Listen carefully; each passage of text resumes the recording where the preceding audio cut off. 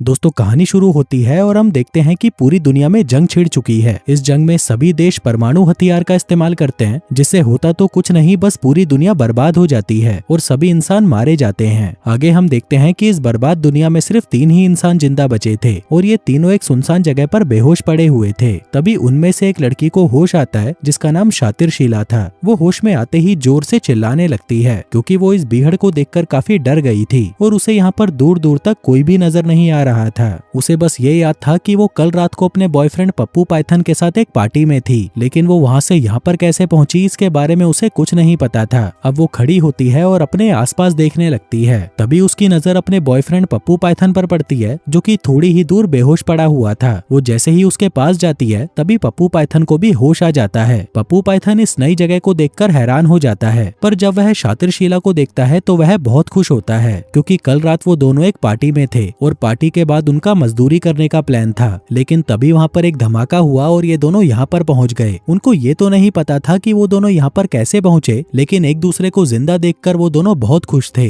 आगे उन दोनों की नजर तीसरे बेहोश आदमी पर पड़ती है जिसका नाम बरमूडा बुरकुमार था। फिर देखते ही देखते बरमूडा को भी होश आ जाता है और इस नई जगह को देखकर वो भी हैरान हो जाता है, लेकिन फिर अपने आप को जिंदा पाकर वो बहुत खुश था। अब इस जगह को देखकर वो तीनों समझ चुके थे कि पूरी दुनिया खत्म हो चुकी है और पूरी दुनिया में सिर्फ वो ही तीनों जिंदा बचे हैं। थोड़ी देर बाद वो तीनों आगे बढ़ने लगते हैं ताकि वो लोग रहने की कोई जगह ढूंढ सके। साथ ही भूख और प्यास की वजह से भी वो तीनों बहुत परेशान थे। अब काफी देर चलने के बाद वो तीनों एक समुद्र के पास पहुंच जाते हैं, जिसे देखकर वो तीनों बहुत खुश होते हैं क्योंकि अब मछलियां खाकर वो अपनी भूख मिटा सकते थे। अब पहले तो वो तीनों समुद्र में जी भर कर नहाते हैं और फिर किनारे पर आराम करने लगते हैं। इसके बाद वो जैसे ही वापस जाने लगते हैं तभी उन्हें किनारे पर बहुत सारे केकड़े दिखाई देते हैं। अब उन केकड़ों को देखकर बरमूडा बुरकुमार खुश हो जाता है क्योंकि उसे खाने में केकड़े बहुत अच्छे लगते थे, पर वही शातिर शीला और पप्पू पाइथन ने कभी भी केकड़े नहीं खाए थे, इसलिए वो दोनों उन केकड़ों को देखकर घबरा जाते हैं। अब इससे पहले कि शातिर शीला किनारे से दूर जा पाती तभी उसके पैर पर एक केकड़ा काट लेता है। वहीं ये देखते ही बरमूडा बुरकुमार जल्दी से उस केकड़े को मार देता है और फिर उसे खाने लग जाता है। उधर शातिर शीला एक तरफ बैठकर अपना पैर देखने लगती है। तभी उसे दर्द से परेशान देखकर बरमूडा बुरकुमार उसके पास आता है और तुरंत उसके कपड़े फाड़कर एक पट्टी उसके पैर पर बांध देता है, जिसके थोड़ी देर बाद शातिर शीला का दर्द कम हो जाता है। इसी बीच बरमूडा बुरकुमार उसकी चूचियां देखने लगता है, जो देखकर उसका औजार पूरा तन जाता है। उधर भूख से परेशान पप्पू पाइथन के पास और कोई रास्ता ना होने की वजह से वो भी उन केकड़ों को उठाकर खाने लगता है। दूसरी तरफ बरमूडा बुरकुमार शातिर शीला के बदन को छूने लगता है, जिससे शातिर शीला गर्म हो जाती है और तभी बरमूडा बुरकुमार उसके खेत में खटर खटर खटर खटर अपना ट्रैक्टर चलाने लगता है। थोड़ी देर बाद वो तीनों फिर से आगे बढ़ने लगते हैं ताकि वो लोग रहने की कोई जगह ढूंढ सके।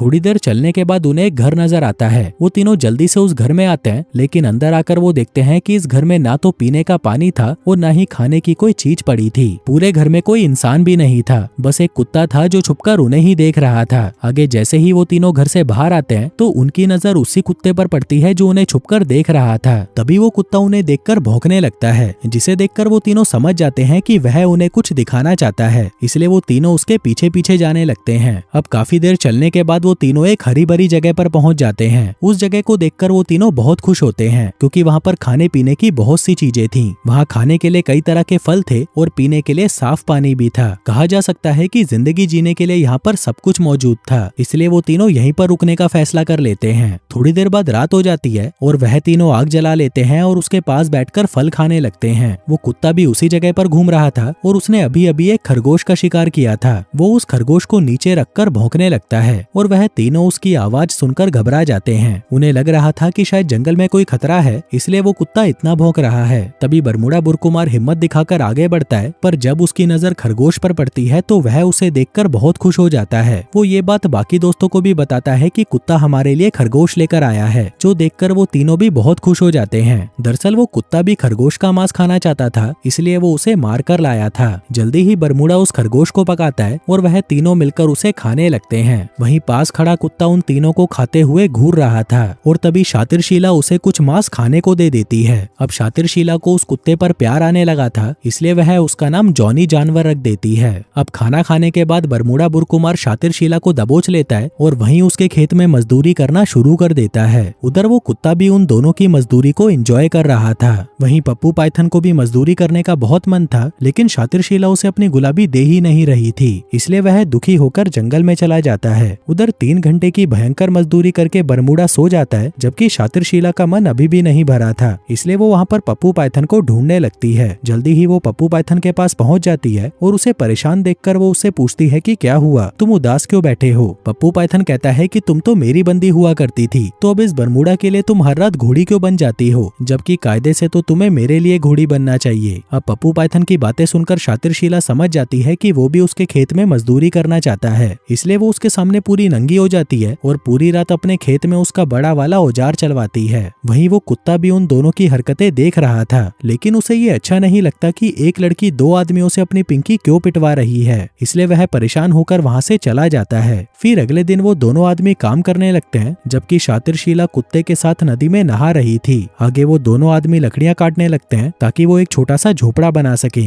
वहीं शातिरशीला उस कुत्ते के साथ जंगल में घूमने निकल जाती है। इसी बीच वह कुछ फल देखकर उसे खाने लगती है, जबकि वो कुत्ता एक खरगोश के पीछे लग जाता है। दरअसल वो फिर से उस खरगोश का मांस खाना चाहता था, इसलिए वो जल्दी ही उसे मार देता है। आगे वो तीनों उस खरगोश को पकाकर खाने लगते हैं। हम देखते हैं कि उन तीनों की जिंदगी आराम से कट रही थी। वो तीनों बस दिन भर खाते पीते और रात को मजदूरी करते थे और ऐसे करते करते कुछ साल यूं ही गुजर जाते हैं। हम देखते हैं कि उन तीनों के कपड़े फट चुके थे और वो लोग नंगे पुंगे यूं ही इधर उधर घूमते रहते थे। इसी बीच जब उनका मजदूरी का मन करता तो वो शातिरशीला को कहीं भी पकड़कर लपेट देते। वो तीनों यहाँ पर रहते रहते जंगली बन चुके थे। वो किसी आदि मानव की तरह जानवरों का शिकार करते और उन्हें पकाकर खा जाते। फिर ऐसे ही एक रात जब शातिरशीला मछली पका रही थी, इसी दौरान पप्पू पाइथन एक मरा हुआ हिरण उसके पास लेकर आता है। वहीं शातिरशीला को हिरण का मांस बहुत पसंद था, इसलिए वह उसको देखकर खुश हो जाती है। दरअसल पप्पू पाइथन ने बहुत ही मुश्किल से उस हिरण का शिकार किया था। वहीं बरमूडा बुरकुमार हिरण को देखते ही उस पक्षी को दूर फेंक देता है, जिसको वो कुत्ता मारकर उनके लिए लाया था। जल्दी ही वो तीनों उस हिरण का मांस पकाकर खाने लगते हैं। तभी वो कुत्ता भी उनके पास खाने के लिए आता है, लेकिन वो दोनों उसे गालियां देकर भगा देते हैं। अब खाना खाने के बाद शातिरशीला उनके बनाए हुए झोपड़े में चली जाती है। वहीं पप्पू पाइथन जब उसके पीछे जाने लगता है, तभी बरमूडा बुरकुमार उसे रोक देता है। कहता है कि आज उसके खेत में पहले मैं मजदूरी करूंगा। पप्पू पाइथन कहता है कि नहीं, आज मुझे पहले करना है, लेकिन बरमूडा बुरकुमार जिद पर अड़ जाता है और कहता है कि चलो इसका फैसला हम लड़कर कर लेते हैं। अब ये सुनते ही पप्पू पाइथन की फट जाती है, इसलिए वह बरमूडा बुरकुमार को अपना पसंदीदा चाकू निकाल कर देता है और कहता है कि भाई प्लीज मुझे पहले जाने दो। अब उस चाकू को लेकर बरमूडा भी खुश हो जाता है और वह पप्पू पाइथन को पहले अंदर जाने देता है। अब पप्पू पाइथन झोपड़े में जाता है, जहाँ पर शातिरशीला घोड़ी बनकर पहले से ही उसका इंतजार कर रही थी।